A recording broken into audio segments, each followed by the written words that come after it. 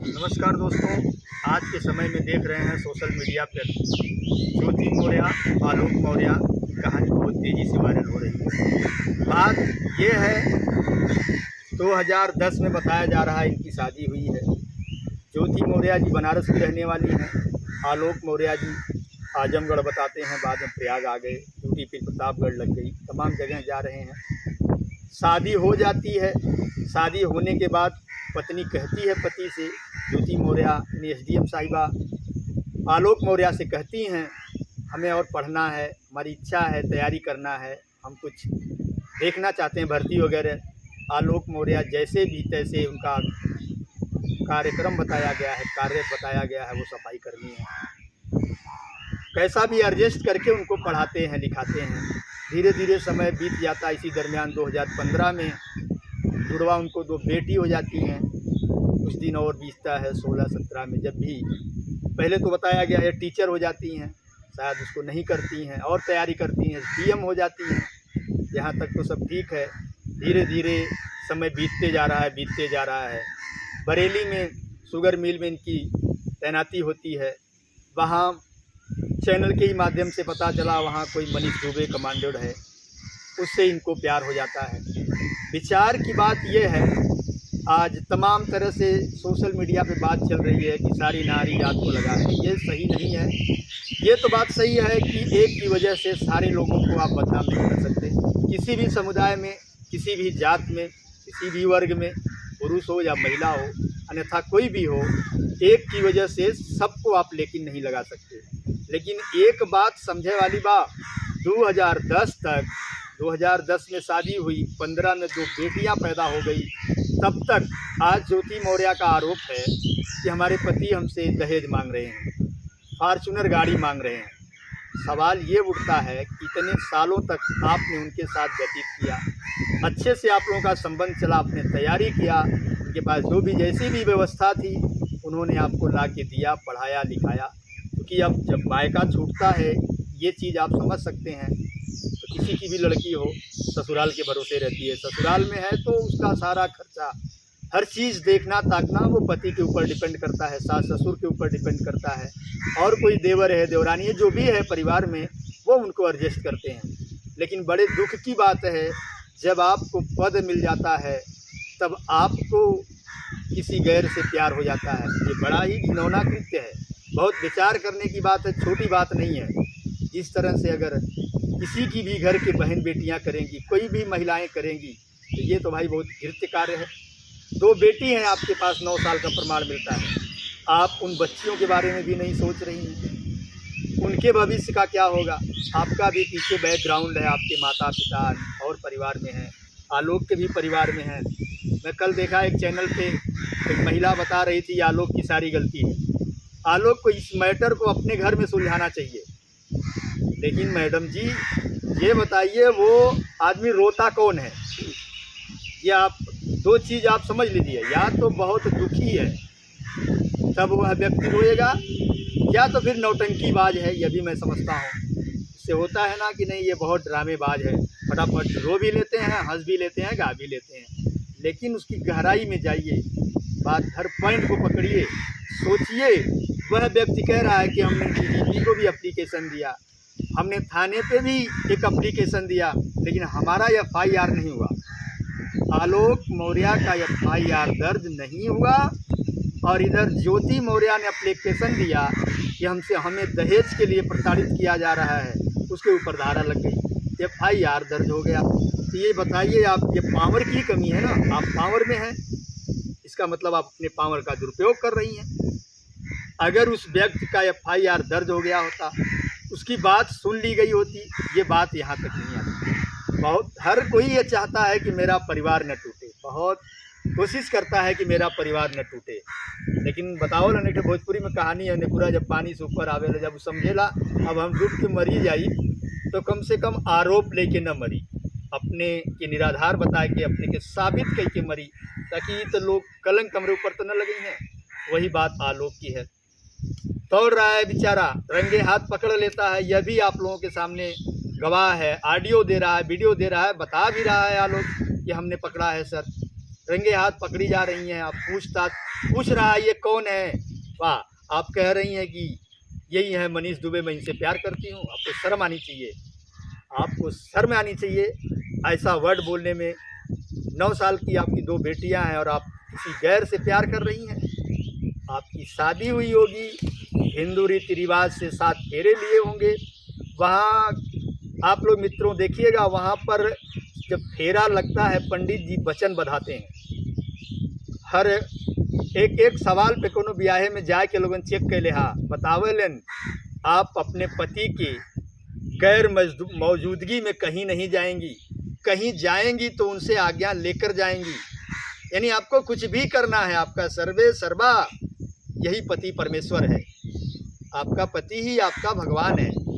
वाह, आप पढ़ी लिखी हैं, कोई अनपढ़ होती आप लोग समझ सकते हैं। अगर ये एसडीएम साहिबा नहीं होती, कोई एक अनपढ़ होती, एक बार हम लोग सोचते पढ़ा लिखा व्यक्ति एक उच्च पद पे रहते हुए अपने पद का ख्याल न करते हुए, अपने पद का सम्मान न करते हुए, और उसके मुंह से निकल रहा है कि नहीं, ये मेरा प्यार है, मैं मनीष दुबे हैं, मैं इनसे प्यार करती हूँ। और बहुत ही उच्चार करने वाली बात यह है, उनको भी इतना ही शर्म आनी चाहिए मनीष दुबे जी को। तमाम उन्हों का एप्लीकेशन पड़ल बा, लेकिन कोनो सुनवाई ना भइल बा। उनके भी परिवार हैं, वह भी अपनी पत्नी को तलाक की अर्जी दे दिए हैं। तो ये लगता है पूरी साजिश है, साजिश के तहत आलोक को फंसाया जा रहा है। इस पर बहुत मेरी एक रिक्वेस्ट है सरकार से मेरी दरख्वास्त है कि सही जांच किया जाए, किसी को कोई परेशानी न हो, क्या सही है क्या गलत है, दूध का दूध पानी का पानी अलग कर दिया जाए। एसडीएम साहिबा ने एप्लीकेशन दे दिया है, कोर्ट में अर्जी लगा दिया है कि मुझे तलाक चाहिए। फ़ोन पे मैं ऑडियो सुना, उन्होंने कहा है, जब ये आलोक कह रहा है कि आप ये क्या कर रही हैं, ये मनीष कौन है, तो कहती हैं मनीष मेरा सब कुछ है। वो कहता है मनीष को आप नहीं छोड़ेंगी, आप मेरी पत्नी हैं। वाह, क्या बात है, एक पति इतना सब कुछ होने के बाद कि आप इस बात को आप बढ़िया से समझ सकते हैं। कोई भी पति कैसा भी पति हो और कोई भी पत्नी कैसी भी पत्नी हो, वह गैर पति को नहीं देख सकती, पति गैर मर्द को नहीं दे सकता, यही सच्चाई है। इसके बावजूद भी वह व्यक्ति कह रहा है, क्या आप मनीष को नहीं छोड़ोगी?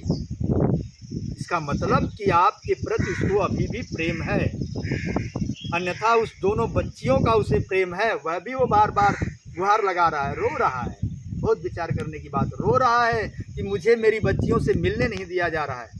ये किसकी कमी है, किसे कहा जाए? और वो मैडम साहिबा जो आप कहती हैं कि नहीं, देखा वीडियो में कि 2 महिलाएं हैं, वो कह रही हैं कि मनीष बस एसडीएम साहिबा की, ज्योति मौर्य की थोड़ी सी गलती है, उसने वही एक गलती कर दिया। अरे यार, इसको आप लोग छोटी गलती समझ रहे हो। गलती, एक चीज़ आपको मैं बता रहा हूँ, गलती करना, गलती मान लेना, वह इंसानियत है। और गलती न होवे, किसी से गलती न होवे इस पृथ्वी पे, ऐसा हो नहीं सकता। ऐसा तभी हो सकता है जिससे गलती नहीं होगी उसे भगवान का रूप दिया जाता है। लेकिन गलती भइली और गलती मान लेली तो इंसान कही बा, गलतियों करब मनबो न करब, एक शैतान का रूप दिया जाला। आपने अर्जी लगा दिया कोर्ट में, मुझे तलाक चाहिए, और कह रही हो मैं मनीष को नहीं छोड़ूंगी, या मैं मनीष को छोड़ूंगी, या मनीष मुझे छोड़ेगा, इससे आपको क्या मतलब है? आप कौन होते हैं? वाह, क्या बात है। 2010 से लेकर के 2021, 22, 23 तमाम सालें बीत गई, तब तक जब तक आपकी नियुक्ति नहीं हुई थी, तब तक तो आपने ये नहीं कहा आप कौन हैं। आज आप कह रही हैं आप कौन हैं। नीचे समाज में देश के वासी हैं, तमाम लोग हैं, आप किसी से न डरिए, कोई बात नहीं है, लेकिन ऊपर वाले से डरिए। वह भी देख रहा है कि क्या कर रही हैं आप। तो सही क्या है, गलत क्या है, ये आप लोग समझ सकते हैं। तमाम सोशल मीडिया पे वायरल होत बात देखते हैं। कल ही उनके पिताजी से एक पत्रकार महोदय पूछ रहे थे, भला वो बेचारे कट रहे थे, उम्रदराज थे और कटेंगे भी।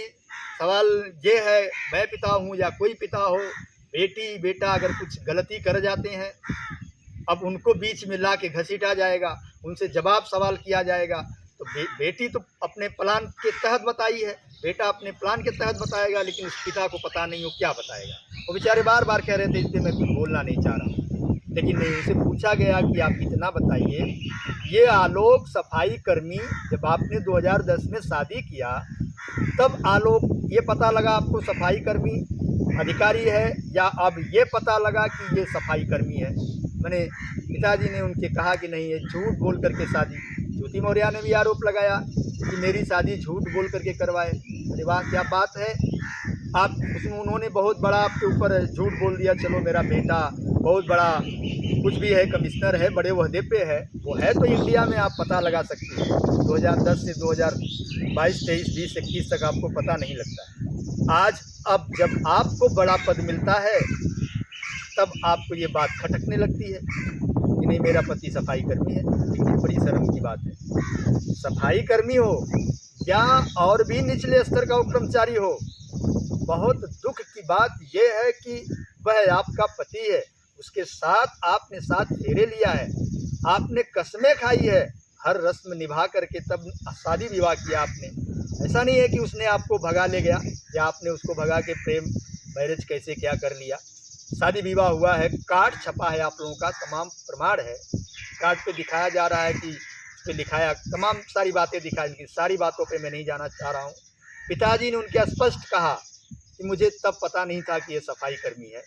वो भी, उन्होंने भी ये कबूल किया, झूठ बोल करके शादी कर ली। चलो कोई बात नहीं, हम उन्हें कुछ नहीं कहना चाहेंगे, लेकिन एसडीएम महोदय, मैं मानता हूँ उस टाइम वो सफाई कर्मी था, निचले स्तर का कोई कर्मचारी था, लेकिन मेरा ये सवाल है कि उस टाइम आप क्या थी?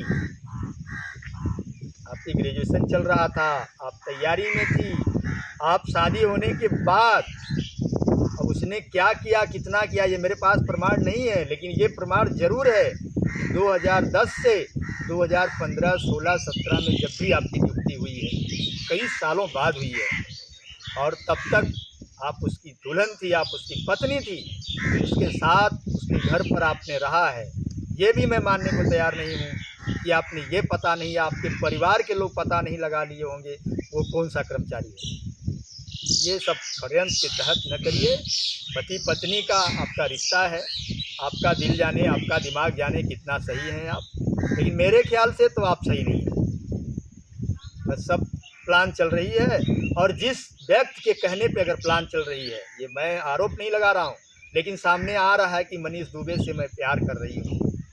भैया ये बताओ, 2010 से 2023, 22, 21 गया, और जब तक आप कोई पद नहीं पाई थी तब तक आपके लाइफ में कोई प्यार करने वाला नहीं मिला। आज उसने पढ़ा लिखा करके या कुछ भी आपके प्रति समर्पण करके, जैसे भी एक भी रुपया नहीं लगाया होगा, लेकिन आपको ले करके जरूर दौड़ा होगा।